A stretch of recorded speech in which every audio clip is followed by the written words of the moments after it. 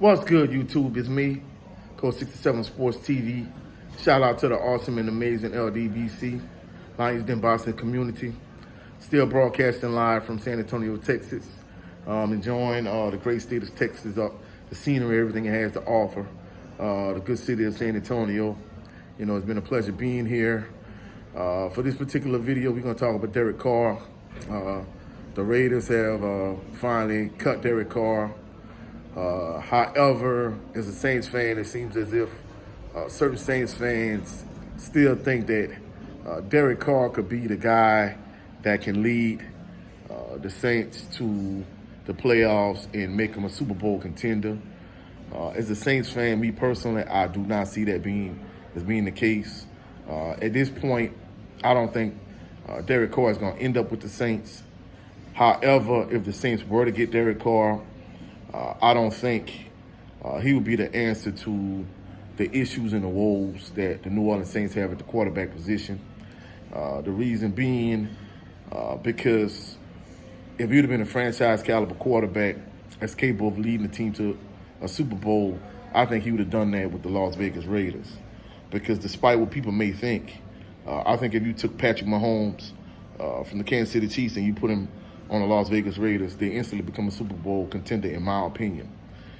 Now, I could be wrong about that, but I doubt that I am because his track record proves it. The same thing with Derek Carr. I mean, his track record hasn't proven that he's a franchise quarterback. He's not. So him coming to New Orleans, I don't think it would do him any good, and it definitely wouldn't benefit the Saints in any way. In my estimation, he had more weapons at his disposal when he was with the Raiders. So if he was that guy, he still would be in Las Vegas. However, he's been cut. So that tells me everything I need to know about Derek Carr. I don't think he would be a good fit for the Saints. In addition to that, I don't see how they would be able to afford him. The Saints are way over the salary cap as we speak. They will have to restructure multiple contracts just to get under the cap. In addition to that, they may have to trade a big-name player just to get to where they need to be.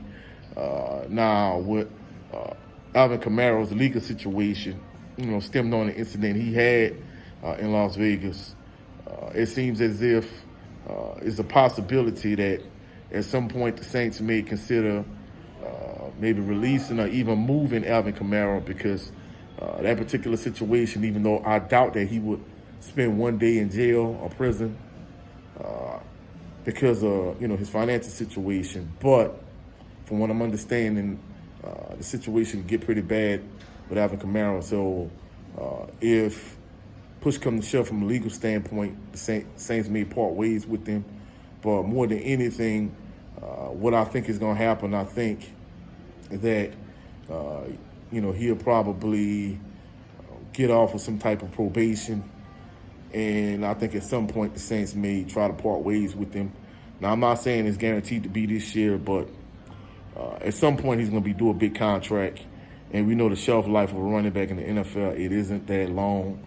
So I don't anticipate he'll be with the Saints long term. Now, some other things the Saints could do to relieve their salary cap situation. They have free agents like Marcus Davenport along the defensive line. The area that the Saints on the defensive side of the ball that they have the most amount of depth is the defensive line. It's the strength of their defense. And pass rushers are at a premium in the NFL. And even though he's injury prone, I think many teams are going to really covet Marcus Davenport. So the likelihood of him playing his last down as a New Orleans Saint, I think we've seen that. I don't think he's going to be with the Saints moving forward after this season that just passed.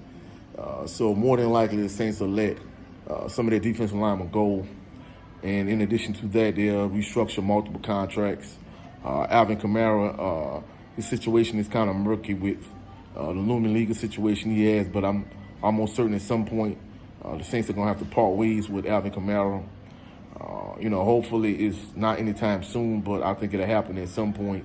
But back to Derek Carr, hopefully he goes to a spot that's ideal for his particular situation. But as a Saints fan, I don't think he's that guy. So I think the best resolution for the Saints situation in terms of addressing their needs at the quarterback position, I think maybe they could bring in a guy that's going to be a stopgap solution. That's going to be a bridge to their franchise quarterback of the future. I think they should take their first-round pick and they should draft their heir apparent, the guy that they think going to be the franchise quarterback of the future, and maybe let your stopgap guy start and play for now. Excuse me, whether that's bringing back Andy Dalton, because he's definitely not a franchise quarterback. I think more than anything, he's a game manager. The Saints had a dominant defense, just an elite caliber, super dominant defense, and a dominant run game to complement that. I think he would be a good choice. But based on the Saints' current situation, I don't think he's that guy. And as a result, I think even if they did bring him back, they would need to get their franchise quarterback in the future, or they could bring in another stopgap caliber guy, whether it's Teddy Bridgewater, whether it's Jacoby Brissett, someone like that. Bring in someone like that and draft their quarterback of the future. I think that's the best course of action for Mickey Loomis and the New Orleans Saints. Now, who do I think they'll draft? I mean, I think the Saints, they don't have enough assets to move up far enough in the draft to draft a quarterback like C.J. Stroud or Bryce Young. So it's going to be interesting to see how do Mickey Loomis and the Saints brass address this particular situation. Maybe you just move up maybe midway through the first round and get a quarterback. Or maybe they just stay put and just get whatever quarterback falls in their lap. Me personally, the Saints have a history of giving up their first-round pick for the next year to get the player that they covet. In this particular situation, I don't think they need to go with that strategy. I think that's the reason they were in the situation they were in. That's why they had to give up their rights to Sean Payton to the Broncos to get assets in return. So I think in this particular situation, they don't need to give up more future first-round picks. I think whatever quarterback falls in their lap, I think that's the guy they should take. And I think they should just move forward in that way, shape, form, or fashion. And in terms of the salary cap situation, I'm almost certainly going to work it out in terms of restructuring contracts, things of that nature. That's it for this particular video. If you saw any value in the video, like the video, share the video, subscribe to the channel. Also, click the notification bell so you can be alerted anytime I post any new videos. If you're a Saints fan, comment in the comment section and tell me who do you think the Saints should do at the quarterback position. If you're a fan of Derek Carr, you're a fan of Derek Carr coming to the Saints, tell me what you think. What do you think in terms of Derek Carr? Is he a franchise caliber quarterback? And where do you think he'll end up as a quarterback? Do you think the Saints should have any interest in him? That's it for this video. I'll catch y'all on the rebound. Y'all have a blessed and phenomenal evening. Peace and blessings.